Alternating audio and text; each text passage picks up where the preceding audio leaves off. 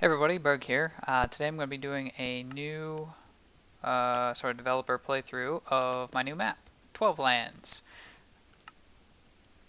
This is an island survival map, similar, inspired by Skyblock. Um, so this is the startup area. Welcome to 12lands version 1. Skyblock inspired map by me. You can get more maps on my website, suddenbrain.com. Sort of rules: survive using any means you see fit, traverse the 12 islands and find the tools you need, set difficulty to at least easy. Let's make sure that's set. Yep, normal will be fine. Game objectives are the same as normal Minecraft. Can you build a sustainable home? Can you defeat the Ender Dragon? Um, One thing you can do here is you can pick whether you want to play in survival mode, which is generally easier, or adventure mode. I'll put it in adventure mode because adventure mode is more fun. Also, if this is just the regular version of the map, so if you're looking for something more challenging, there's a hardcore version, which is hardcore mode, obviously, and there's some subtle changes to the map itself to make it more hardcore, if you will. That's available again at my website, sunbrain.com/12lands. Will take you straight to the page. So press to enter. The game will update our position and spawn point and all that, and then we're actually in the map. So hey, there's a cow floating. So once the map loads in more, there's another cow up there. Boy, isn't that convenient? So, alright, well there's part of a different island, and this is the starter island here, so I'll just keep going until the map decides it's going to load in. So maybe here's what I'll do. Minecraft. Switch that to fast for this. Probably my screen recorder is slowing my computer down. Yep. Okay. We'll do it on fast for this. So as a starter chest, you get a stone pickaxe with Silk Touch 1, which I'll explain in a minute. Stone axe, leather pants, and some food. So again, I'm playing in adventure mode. So it is important that you have the right tool to do the job. So if I didn't have a pickaxe, I couldn't dig anything, which means I couldn't get blocks, which means I could never make it to a different platform. The Silk Touch bit is sort of me being a pain in the butt, because say you find stone, you can't dig cobblestone with a Silk Touch pickaxe. So you're kind of stuck until you get the ability to make new weapons, specifically wooden weapons, in order to get real stone, which you have to find on one of the 12 islands anyway. So yeah, that's why this pickaxe has Silk Touch. Basically, me just annoying the player a little bit.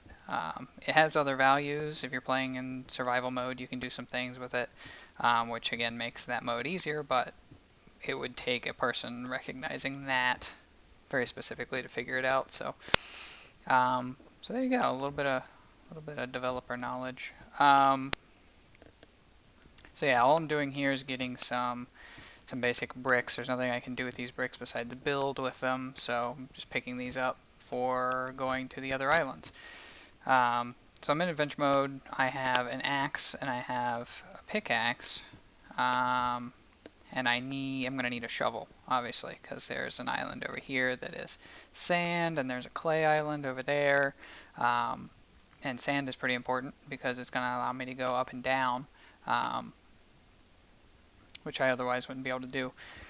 So I guess I should put a little disclaimer in here. I am going to be kind of giving away little bits of the map because I know where the things are. I know where you can get a shovel. I know where you can get various tools. And I'm going to be doing those things kind of the early game phases. So if you don't want to have anything spoiled for you, you should probably stop watching this video at this point. But if you'd like some hints and tips to get you started, then keep watching and it should be pretty exciting. So at this point I'm going to assume that you've stopped watching if you're not looking for spoilers. And go. So I happen to know that one, I need a shovel so I can get over to the sand island and get some verticality going here, and that there's a shovel inside the wooden island. So I just go over to the wooden island and I use my axe to bust through the wall and get the shovel. I'll build over there real quick. So it's really important in the first day, and actually what I'm going to do is I picked up this glowstone on purpose. And you kind of strategically place glowstone around because it's important in the first day to do as much as you can to get the basics set up. Because if you don't, then all the islands, since there's no other land around, all the islands get populated with ridiculous numbers of mobs, and then you get stuck. So I'm going to bust in here real quick, and there's a chest, and it's got a shovel. And some other things as well. This is one of the big differences between hardcore mode and the regular game, which I'm playing, is these chests have different items in them. Also, the locations of some helpful resources are moved around. You still have the same general 12 islands with the same themes, you just changed what specifically you get inside of them. Obviously there's a cow here, I could kill that cow for food if necessary, but I'd much rather, as you saw at the beginning, get the other cow from up here and get the ability to breed them for an infinite food source. So I'm going to leave that cow here for now.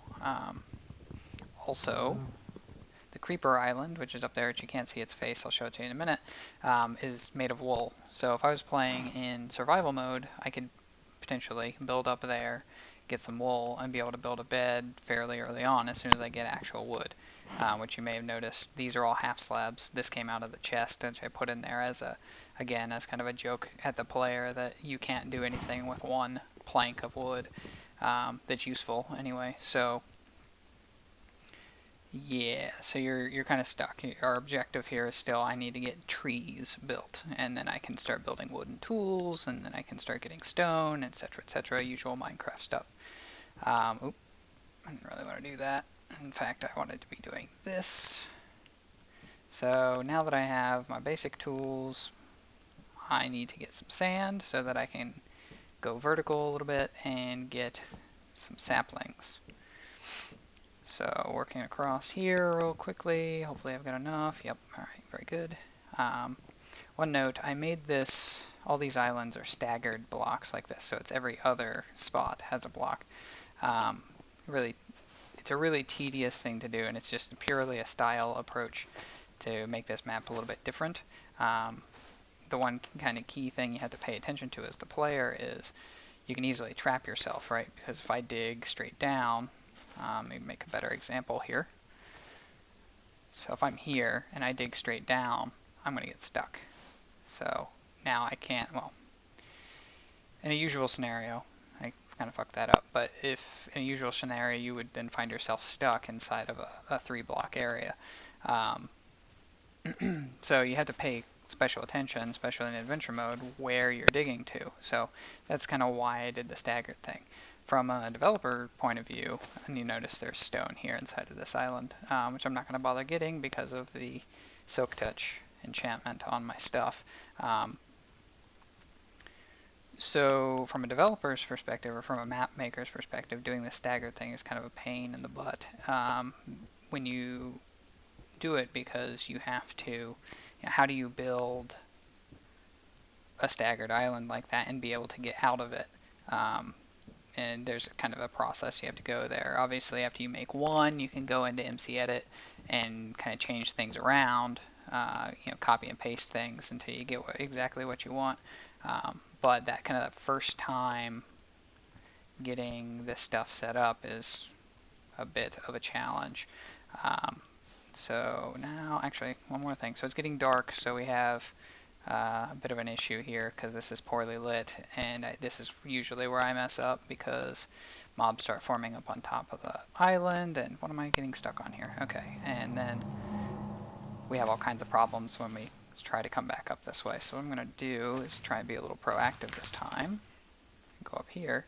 Now another thing that you might notice is when I do this, one of the little nifty tricks of MC Edit and doing staggered sand, it's going to make some of the island collapse. Which in hardcore mode actually can kill you because there's one less layer of sandstone. So there's actually holes in the bottom of the island which can waste your sand and kill you and all that. So it's kind of a neat thing.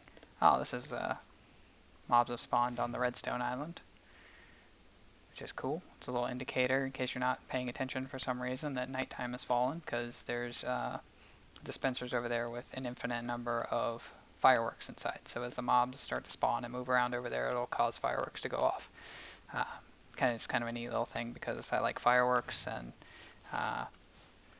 yeah, thought it would be enjoyable and be, like I said, some kind of indicator that there is activity going on. Watch your back, kind of thing. It seems to surprise people from the videos I've seen. So here's a bit of an issue. We've got several guys already spawned down here. Usually I try and be down here before nighttime falls for this very reason. So I'm gonna have to try and figure something out to kill these guys off. See if I can walk some of them off the edge, maybe. Having them run into each other. Those stairs. There we go. Good. So that got rid of a couple. You do have an axe, and an axe is technically a weapon, though not necessarily a good one. Oh, did they hit each other? Perfect. Oh, that couldn't have worked out much better. Okay. So, let's back up a little bit here. Ooh. Now, one thing I can do is suffocate the skeleton if I'm very careful, but it's probably not worth it. Instead, what I'll do is just try and get him with the axe from here. Alright, fine. There we go. Alright, good enough. Just not look at the Enderman. Okay, so we use our last glowstone here. You notice that there are saplings inside of picture frames here, so I can take those, or item frames rather. So I can take those at this point. The item frames themselves are obviously just aesthetic, but I thought it'd be a good way of hiding the saplings without having them grow into something or get destroyed by you putting down something or a mob carrying them off or something silly. So this is where you get your first saplings, and now all you need to do is find dirt and then plant them and wait. So I'm going to get some of these blocks here because they make excellent building blocks to replace the stone bricks that I've already put down. Notice there's emeralds here. I'm not going to talk about it too much, but emeralds, lapis, and redstone, and quartz actually, the actual ore quartz, not quartz blocks, which I don't think, yeah, okay. Quartz ore, the mined kind of little scraps of quartz that you can get. All four of those elements have a special purpose on this map, since normally in a survival map they wouldn't have much. So yeah, keep your eye out to make sure you collect. What's happening there? Make sure you collect all four of those and try not to waste them like I was with the sand there, because you can use them for a specific purpose later on. Anyhow. Alright, so it looks like this island is pretty safe. We'll equip our axe just in case. Again, we're playing in adventure mode here, so we want to be careful. For example, if I completely destroyed my axe before I had a tree, I wouldn't be able to cut down the tree. So I'd have to use a creeper or something, or just kill myself to survive. So this should be safe here. By the way, I'm going up to this island because that's where the dirt is. So yeah, when you play this, it will start raining. It should always start raining on the first night. That's just because, although, I guess you could wait. No. It should always start raining at this time. If I understand how the Minecraft weather system works properly. I don't have enough sand here. Should always start raining because when you start the game actually sets the time and sets the weather. And the default setting for the weather ends up that it starts raining at night. So that first night can be viewed as a bad thing because it's going to start raining. But it also potentially gives you the ability to grow things faster and all that. So anyway, in the hardcore version, it starts raining immediately, I believe. And it's dusk when you first start, so it's a bit more difficult to get started cleanly. This is a bit of a dangerous point because we know that there's going to be mobs on top of here where we need to get to, and zombies tend to like to jump off and attack you. So I'd be very careful here. Let's say some dirt. I could just get that piece of dirt and run away, but I've done this so many times that I have a method that I use. Okay, was he dead? Yes. Okay, so we've got grass already growing here, we've got plenty of dirt, and we've got some mycelium already happening. So what I'm going to do, because I want to keep this mycelium just in case I want to grow some mushrooms later or something, is block that in. And then I'm going to get this dirt, and I'm going to flatten out the environment. And there's some gold there, so remember that in case you ever need gold for something. 2, 3, 4, 5, 6. And I'm going to go ahead and put down a tree just to get that going. So usually when I play this, I've played it more times than I can count, I will start immediately, do exactly what I just did, come up here, and then I'll set my kind of starter base up on this island.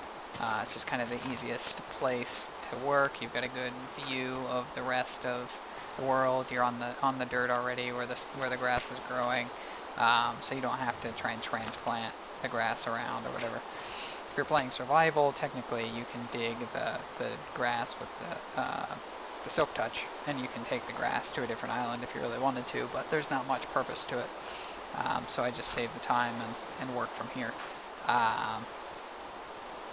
So yeah, there's a bit of waiting at this point, unless you've been lucky and killed some skeletons, which I didn't do this time, which there are a couple down there, which I could try to kill, but it probably would just end up getting me killed.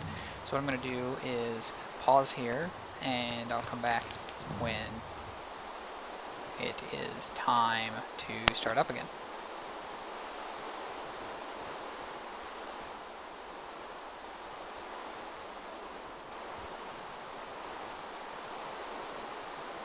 Okay, everybody, just coming back real quick. I decided to come down here and actually try and kill the skeletons and whatnot that are down here to get some bones to speed this up a little bit. This could get me killed, so we'll see what happens. Oh, wasn't accounting for that spider. Wasn't accounting for that at all. Okay. So, is he gonna shoot? Yeah, he is. Alright, so why is that? Stop it. Ouch. Creeper is pushing him. I should have gone to this one. Terrible ideas. So many terrible ideas. Away, cow. There we go. Okay. I'll take it. Alright, so we've got a bone, so that'll take us a little bit of the way that we need to go. I'm gonna get past these creepers again. So if I can get to the point where I have wood tools, I'll probably stop there so I don't give away too much of the map. But I do want to talk a little bit about the different islands and what you might have in store for you. Oh, okay, very good. Alright, so get back across here, not that way. Got some pumpkins down there, jack-o'-lanterns actually down there. Be nice to get some pumpkins going. So obviously a big part of this map is making renewable resources. So cobblestone generator, for example, because right now this is all I've got, and it's I think 32 blocks of stone. So once you run out of those blocks, unless you can find more on the map somewhere else, which is, I just say, is probably unlikely, you kind of need to come up with a cobblestone generator. So you need, same thing with food, unless you want to be eating like zombie flesh and spider eyes for the rest of your days in the 12 lands, then you better come up with a way to produce your own food with a farm or a tree farm, whatever you deem necessary. So let's see here if this is going to be enough. Probably won't be. 1, 2, 3. Oh, perfect. Ooh, fingers got put on the keyboard the wrong way. Okay, there we go. So, fortunately, I've got to dig my way under here because, again, adventure mode, fantastic. Can't dig through the leaves without a sword or shears. Anyway, dig this wood out of here. Alright, very good. Put the dirt back down. We'll put something beneath me. So let's put this piece of sand beneath me for now. Now we've got some wood, fantastic, and we're off to the races. So now I can build crafting table, put it here. Let's see, for this first set, I'm just going to go ahead and turn it all into tools. The reason why I kind of paused on that is because you could, you kind of have to, at some points, turn, actually, I'm not going to do another axe yet, I'm going to do a sword. You could turn, keep a log and turn that into coal. If you went down there, got yourself enough stone, or enough cobblestone rather, to do a furnace, and then you could convert that into stone using saplings or whatever, or coal rather, to get charcoal, but I'll wait for my second tree to do that. So obviously I've got a ton of saplings here, it's very lucky. So I can put down a tree or another, I'll put down a couple of trees here and they'll pop up later on. But at this point I've got all the tools I need, so you can see where this goes from here. Get yourself some stone, start making better tools, start making furnaces, and then you need to start seeking out iron and gold. Obviously, there's some in this island, and then eventually diamonds, and then visit the Nether in the end, which I don't think I've been exactly too secretive about how you can go about getting to those places. Obviously that's made out of end stone, so take that as a hint. And down below me is another island, which is made out of entirely blocks from the Nether. So, those are pretty bold-faced hints, I think. So just a couple notes about the other islands, just to give you some topical hints, since that's probably why you're here. So we've got the glass and lava island over there. It seems pretty plain. There might be something hidden inside of there, I don't know. Creeper Island over there is dangerous, so just be careful. The End Island, there is a pre-built end portal inside of it. Problem with end portals is if you put the blocks down for the frame the wrong way. One, if you break them, you don't get them back, and two, if you put them down the wrong way, even if they're in the proper circle, if they're not facing the correct direction, the portal won't form when you put the stones in. So you need 12, I think you need 12 eyes to get through, but I haven't looked at it in a while, so you might require less. The clay island obviously has some lapis, like I said before, that has special purpose, and obviously you can see some reeds growing in there, so if you're interested in sugar or paper, make that a destination. There's the Redstone Island. Obviously, you've seen the fireworks from that. There's other stuff there as well. It's an important place. Wooden Island has no usable wood, as we saw before. And then there's just the lower level, which is behind this island, which is the Quartz Island, which has emeralds, and the Spooky Island, which, let's see if I can get a view of that real quick. Spooky Island. Yeah, okay, so that's good enough view.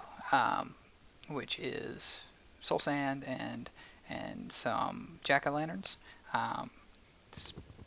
The kind of tagline for that island is there must be something really scary inside of there. So I encourage you to check it out. And yeah, I think that about covers it. Obviously the starter island there. Beyond what I've said, there's a lot going on in the different islands. You'll notice there's a black block there, that's obsidian. There's another one there. So each island kind of there's another block of obsidian there. You can't see that's not good. You want to make sure you box this off appropriately. Each island has a little bit of, the important stuff like diamonds and stuff in them. So, exploring each island is very useful to you. And yeah, I think I've balanced the game pretty well. The intro area, which is basically this side, these sort of 5 islands, or these 4 islands, I guess 5 with the wooden island, aren't too difficult to get started. Obviously, as you've seen, you can get wood early on. without it being overly difficult, but it does take a little practice and preparation. I died many times, even though I made the map, just trying to get those basic things set up, largely because you get killed a lot on your little one bridges and things. So yeah, I encourage you to check out the map. Give it a try for yourself. The nether and the end are both customized for this same kind of staggered block, square island design. It'll be kind of, those are going to be really challenging areas because of that, because there's not a lot of blocks there to build with. There's not a lot that you can do in those areas aside from fighting for your life and jumping from island to island. So it introduces some new challenges to fighting the Ender Dragon, or to, say, getting um, blaze rods in the nether. Unique challenges. So I encourage you to try and get there and try and complete it, try and beat the Ender Dragon. Beat Minecraft, beating 12 lands is the same as beating regular Minecraft. So thanks for watching. If you have any questions or you'd like to do a gameplay video, you feel free to do so. Feel free to make it a video response to this video. And if you do, let me know, and I'll feature it on my website, on the forums, and all that stuff, because I really appreciate people playing my maps, and I want to make sure that you get the recognition you deserve as well. So, like I said, hope you enjoy this. Hope you play 12lands. You can get it from suddenbrain.com/12lands, and yeah, have fun. Thanks.